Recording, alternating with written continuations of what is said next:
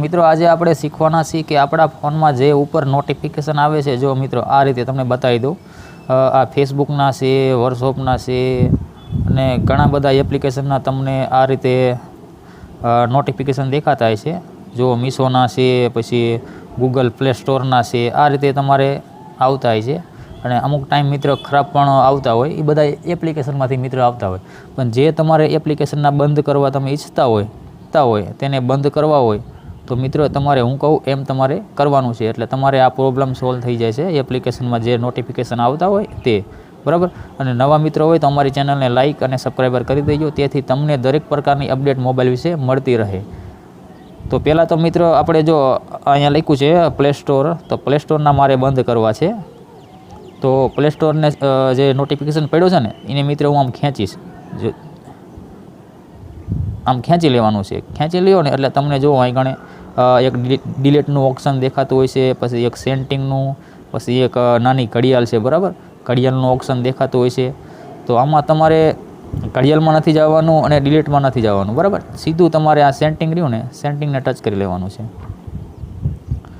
હવે જેવું તમે સેટિંગને ટચ કરશો ને એટલે ઉપર જ તમને એલાવ નોટિફિકેશન લખેલું આવશે, બરાબર. આને તમારે બંધ કરી દેવાનું છે. જો આ બંધ કરી દો ને એટલે આના જે નોટિફિકેશન આવતા હોય છે ને આ એપ્લિકેશનના, એના બંધ થઈ જાય છે. હવે તમને બતાવી દઉં હું. જુઓ આપણે હમણાં અહીંયા લખેલું હતું પ્લે સ્ટોર, બરાબર, ગૂગલ પ્લે સ્ટોરના, તો એના નોટિફિકેશન બંધ થઈ ગયા. તમને હજુ બીજા નોટિફિકેશન એક બંધ કરીને બતાવી દઉં, બરાબર ને. જો આ નોટિફિકેશન પડ્યા છે મારામાં, આને આપણે બંધ કરી દઈશું. તો અહીંયા ખેંચીશું પહેલાં. હા, હવે ખેંચાઈ ગયું. ખેંચ્યા પછી આપણે આ સેટિંગને ટચ કરવાનું છે. પછી તમે જો અહીં લખ્યું છે એલાવ નોટિફિકેશન, બરાબર, એને બંધ કરી દઈશું. બંધ કરીને સીધા બહાર નીકળી જઈશું આપણે. જો હવે તમે જો એ નોટિફિકેશન આપણામાંથી વયાઈ ગયા છે. જો વયાઈ ગયા ને, તો આ રીતે તમે સ્ક્રીન ઉપર નોટિફિકેશન આવતા હોય તો બંધ તમે કરી શકો છો.